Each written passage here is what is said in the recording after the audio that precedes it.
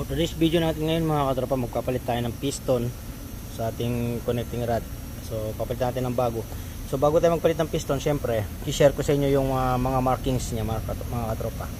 So kung mapapansin niyo itong markings na to, yan sa intake side, nakatapat yan. Intake side, intake side, intake side, intake. So kung mapapansin niyo, meron siyang logo ng Mazda. Ito yung sa front timing chain, siya nakaharap mga katropa. Yan, mayroong mga Mazda. Sa likod wala yan, walang marking yan. Yan.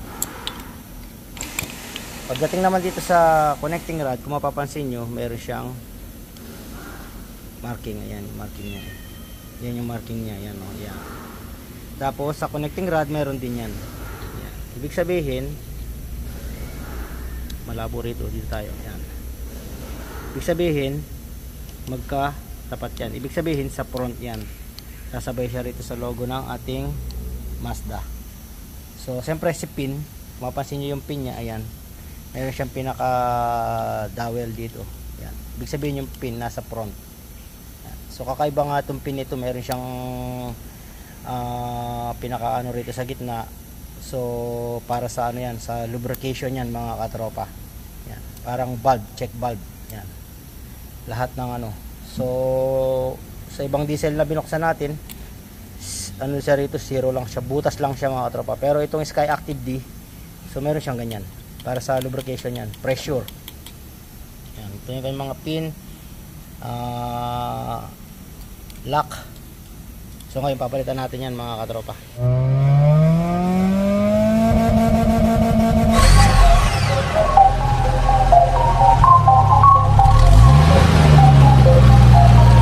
The Mechanic TV. Who made this? The Mechanic TV channel, dito ay manood ka. Click mo subscribe button, click yung bell, updated ka sa mga paparating namin na gawain. Alam mo na, subaybayan galaw ni Sir Edgar, manapat The manood Mechanic ka. TV. Simple lang to. So papalitan yung clip.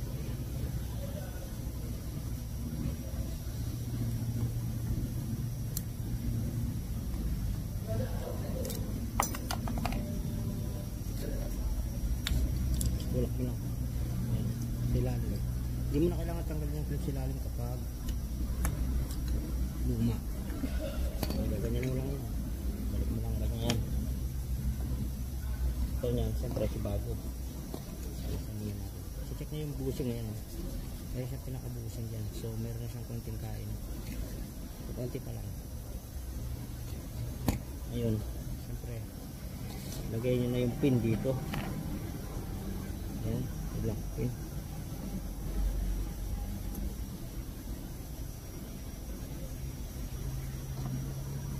Ito nyo lang.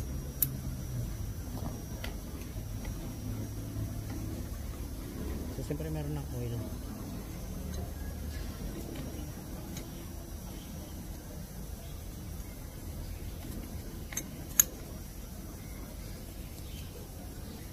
Siyempre yung matching natin dapat makaano yan.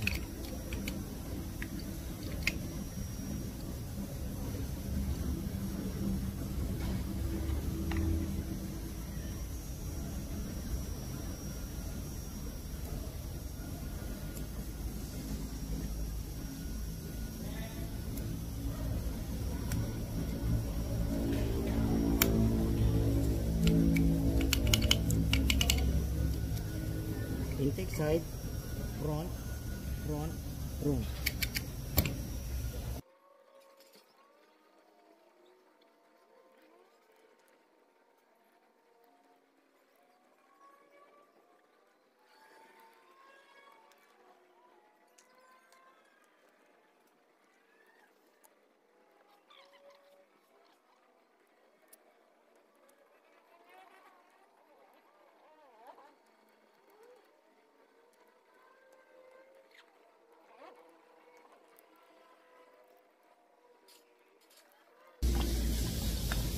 Ano lang mga katropa, ka-basic yung pagpalit ng ating so ito yung about naman sa piston ring mga katropa. So ito yung ating piston ring, yan, original Mazda SH model. So ito yung first ring, second ring, and oil ring.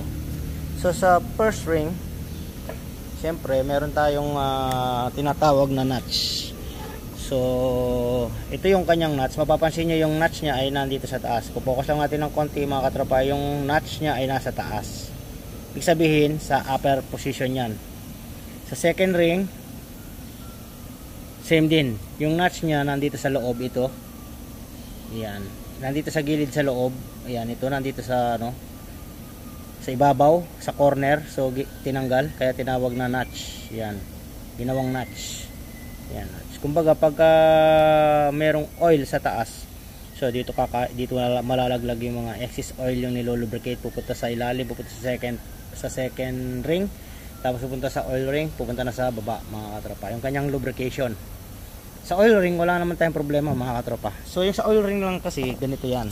So magtatanggal ako ng isang ring para kung mapapansin nyo yung dugtungan, eto nandito sa likod. Yan. Ito yung dugtungan niya nandito. Dito yung posisyon yan. Yan, dito yung posisyon niya sa likod. So ibig sabihin hindi siya pwedeng i-position dito. Yan. Kasi nga baka biglang umano yan, bumukas yan mga katropa. Yung ano naman ng oil ring, simple lang yan mga katropa. Sa mga hindi pa nakakaano, yan, ganyan lang. Pag-aasawahin mo lang yung pagdidikitin mo lang ganyan. So yung posisyon niya nandito sa likod ng ating rail. Dito sa likod yan. Dito yung posisyon. So yung nuts ng second ring, upper part. Top ring, upper part din nandito sa loob. Yung mga nuts yan nandito sa loob sa upper part. Yan. So kung mapapansin nyo, wala siyang nakalagay na top ring dito, top or T. Yan. Yung mga OEM, meron yan mga T. Ibig sabihin ng T sa top, sa taas. Kaya dito wala. Pag original ring, wala siya nakalagay na marking mga katropa. So ngayon, install natin si new ring sa new piston mga katropa. So unahin natin install dyan si oil ring mga katropa. Ayan, kumapasko ko tayo ng isang ring. Ayan, kung mapapansin nyo to, dito natin ilalagay sa taas. Ayan. Tapos pagdidikitin natin, ayan, ito nyo naman dito sa taas. Ngayon ito, ko-cover natin yung dugtungan niya rito sa likod ng ating rail. Pag ganyan naman yan mga katropa. So babalik rin lang natin para hindi tayo mahirapan. Papasok natin si rail. Ayan. So malambot lang yan si rail, kaya madali lang ipasok yung ating ring. Yun. So yung ating dugtungan nandito sa likod. So ito yung kanyang end gap dito. Ayan. So pasok natin i-harap muna natin dito yan. Si second ring. Ayan. Si second ring, ito yung kanyang dowel, yung nuts nandito sa taas. So pag ganyan siya, nakataas yung ano niya dito. Ganyan. Ayan. Make sure nyo mga katropa na nasa taas yung dowel nuts. Hindi pwede magkabaliktad. Pag nagkabaliktad yan, magkakaproblema na tayo. Kaya ayan kitang kita yung nuts nitong nitong number 1. Ayan so nasa taas din yan. Lahat ng nuts nasa taas. Ayan. So ganyan lang. Next.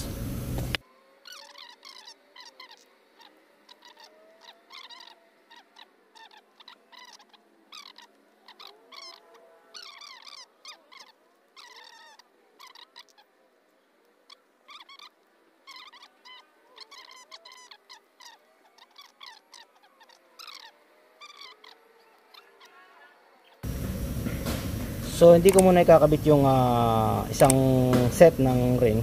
Susukatin natin sa liner yung kanyang end cap mga katropa. So ito mga katropa, nakaset na yung ating new ring, top ring, second ring, oil ring. Ito yung ating lumang ring. Yan. So siyempre bago yan, tignan muna natin yung specs. So ito yung specs natin. Top ring meron tayong 0.38 mm. Second ring meron tayong 0.44 mm. Oil ring meron tayong 0.49 mm. Sa piston ring end gap vehicle width IDEVA Doon naman sa piston ring end gap vehicle without IDBA. So same lang naman mga katropa, wala naman tayong pagkakaproblema kung ano ba yung IDBA na yan, walang problema dyan. So same lang naman sila ng specs. Ito yung pinaka maximum nya, yung minimum wala akong nakita mga katropa kung hanggang ilan yung ano nyan. So siyempre siguro bababa ng plus or minus 2, plus or minus 1, plus or minus 2, mga ganyan yung ano nyan, yung clearance nyan mga katropa. So ngayon sukatin na natin. Meron pa silang nalalaman na alanganin yung sukat mga katropa, pinapahirapan tayo. So sa top ring 38, so ito yung top ring natin. So gagamit na tayo ng 40. Yan, 40.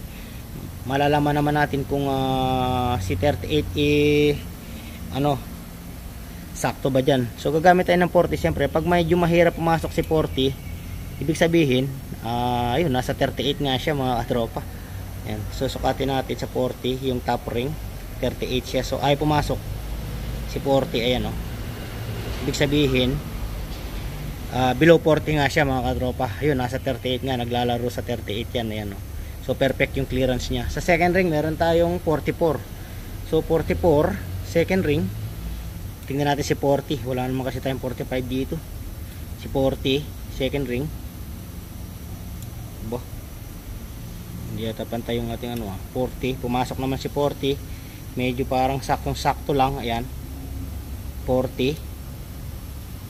Medyo maluwag ng konti. Ibig sabihin pasok nga si 44 dyan mga katropa. Yan.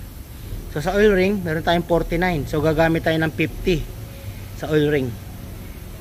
50, tingnan natin. So ayaw pumasok si 50 mga katropa. Ibig sabihin 49 nga.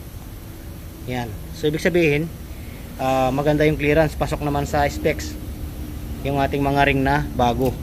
Tingnan natin si ring na luma kung ganito rin ba yung specs nyan.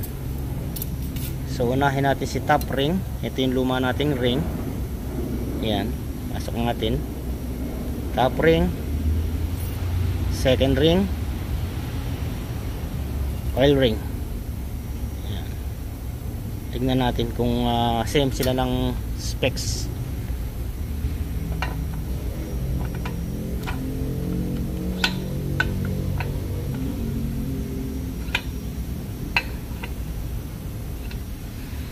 So yun. Ngayon sa top ring, kanina 40 yung pinapasok natin, medyo mahigpit. Tingnan natin dito. Ito yung old nating ring. Ay, ang luwag ng mga katropa oh. Ang luwag na yung 40. 38 lang yung ating top ring. Kanina sa bago, masikip. Halos ay pumasok yung 40. Ito yan oh, maluwag. Maluwag yung 40. Tingnan natin yung 50 kung papasok sa top ring. Pumasok yung 50 oh. Ibig sabihin maluwag na yung clearance niya mga katropa, yung end gap clearance. Yan, kasi 38 lang yung maximum niya. Yung kanina sa bago, pinapasok natin yung 40, medyo masikip. So dito tayo sa second ring is meron tayong 44. Kanina pinapasok natin yung 40. Ayan, maluwag na maluwag oh. Sa 40 nga kanina medyo hindi naman ganito kaluwag. Tingnan natin si 50. Pag pumasok si 50, wala na to. Ayan oh, maluwag din oh, 50 na. Ayan, 50, mga 51. Ayan, 52. So malaki na yung end gap din na second ring. Sa oil ring tayo is kanina is 49, pinapasok natin yung 50. Medyo ay pumasok ngayon. Tingnan natin si 50.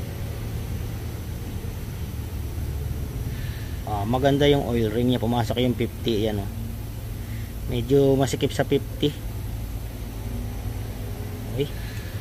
Ano na rin, out of specs na rin. Medyo na rin. Medyo malaki na rin yan. Yan. Sakto-sakto pa. Ito, medyo okay pa to. Itong dalawa, malalaki na yung end gap clearance ng ating lumang ring. Sa bagong ring, pasok na pasok yung ating clearance. So, install na natin si ring dito. Pasok naman siya sa clearance mga katropa. Pinakita ko lang sa inyo yung clearance niya para meron din kayong idea. So meron naman tayong pinagbasehan na ating specs ng ating Sky Active D. Wala siyang minimum, maximum lang yung nandun sa nakalagay. sa ating manual.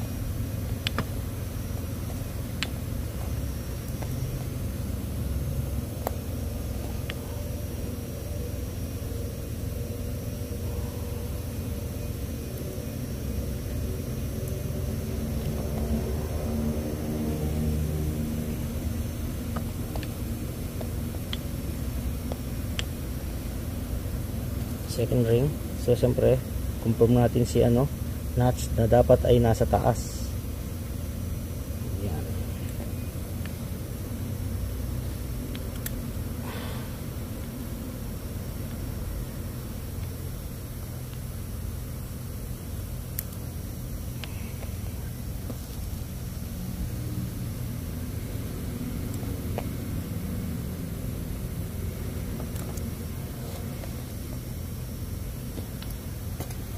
So yun mga katropa, natapos na natin yung ating piston ring tsaka piston. So waiting parts pa kasi tayo ng ibang parts mga katropa. So hanggang sa susunod na video mga katropa.